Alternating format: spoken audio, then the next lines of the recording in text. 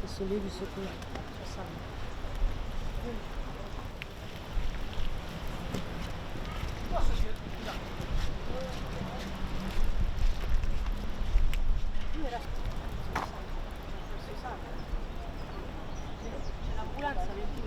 Allora, e niente, è arrivata una folata di vento e praticamente è arrivato tutto questo materiale. Il ragazzo era lì ed è rimasto sotto a questo materiale qua.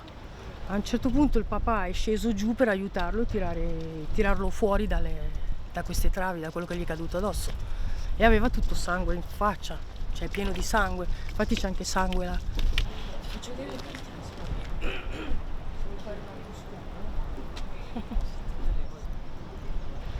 Il materiale che è caduto è quello della casa lassù, non di questo ponteggio qua.